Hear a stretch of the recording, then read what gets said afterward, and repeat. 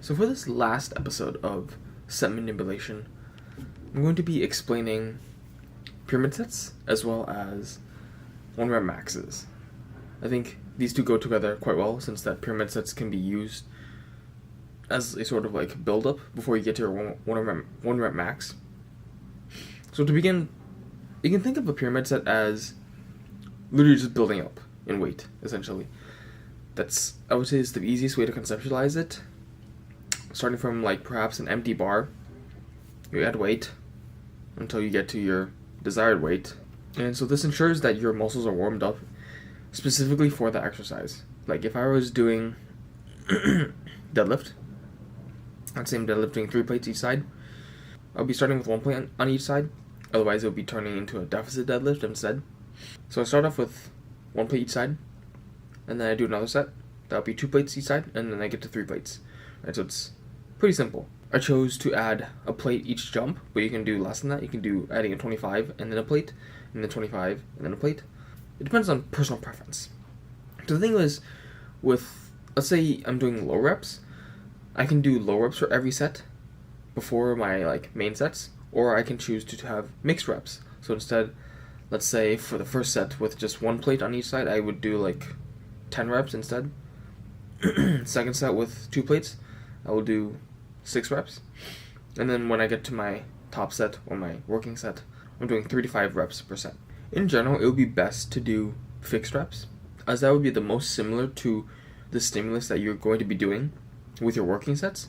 However, doing more reps with the lighter weights ensures a better warm-up.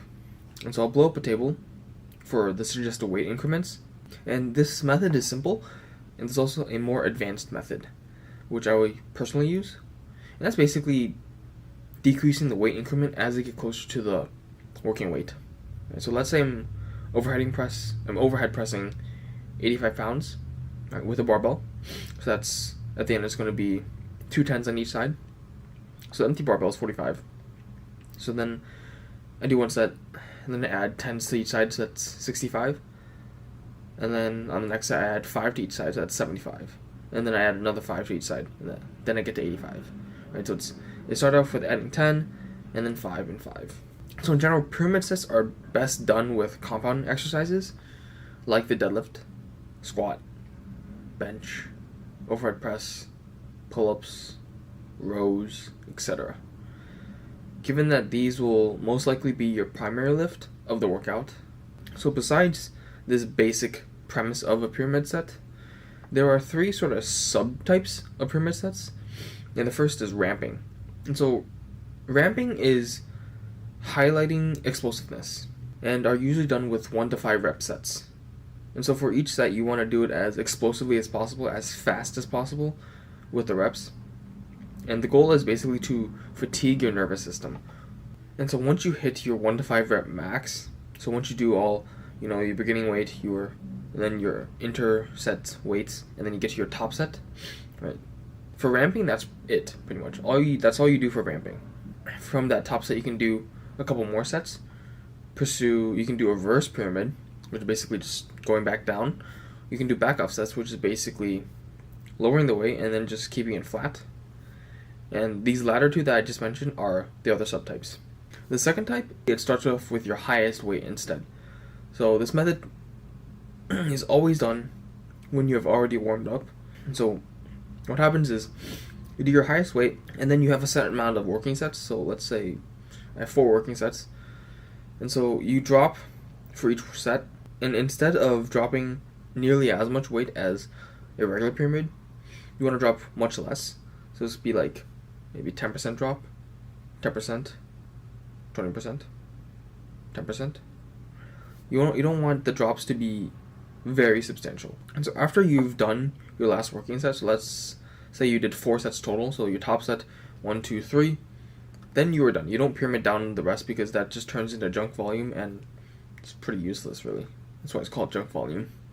And so these can be used at the start of your workout, but they are best done after your primary lift.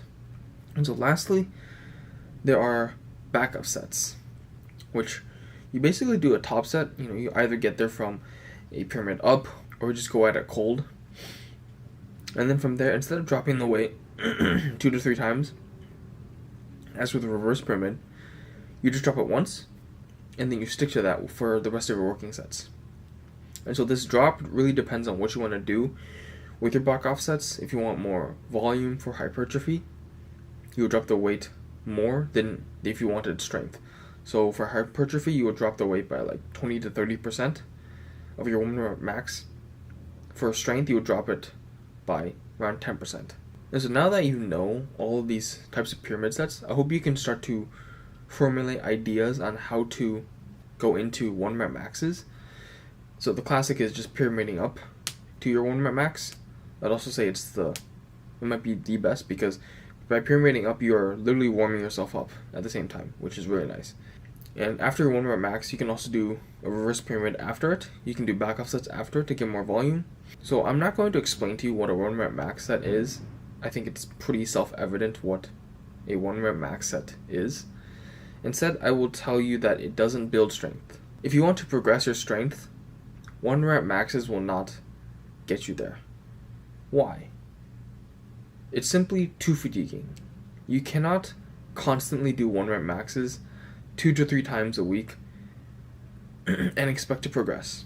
Every single workout you do with a 1 rep max grinds your joints, gives you fatigue, and doesn't allow your body to recover.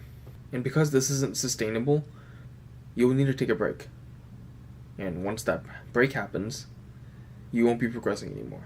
Not to mention that 1 rep maxes are one of the riskiest things you can do to yourself in terms of lifting, because of the sheer amount of effort. And because of that sheer amount of effort, because of the drive to get it up no matter what, you have a greater chance of breaking your form. Instead, 1 rep maxes are useful to test your current strength. You can see how much you've progressed from, let's say, a month ago, 2 months ago, 6 months, a year ago. You can see how much you've improved. For 1 rep maxes in general, there are exercises you should never do 1 rep maxes with. For example, a good morning, or a Romanian deadlift, or a bent over row. Basically any exercise that puts your body in a risky position. I mean, why would you want to do a 1 rep max for an RDL, good morning, or a bent over row anyway? I guess I can see it for a bent over row, but why would you want to do it for an RDL? I don't think anyone's comparing their RDL weights with each other. If so, you're quite low. So in general, 1 rep maxes can be messy because you're testing your limits. However, it is still with your best interest to keep a clean form so that you won't injure yourself, so that you can keep progressing, you can keep working, and get stronger. And then another thing I want to address is, should you do 1 rep maxes with the boys? The boys, I would say it's your call, coach.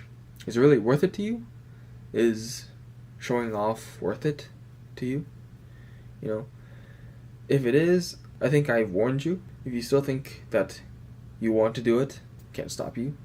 Go show off. So in this last episode of set manipulation, I have explained to you pyramid sets, their 3 subtypes, as well as 1 rep maxes.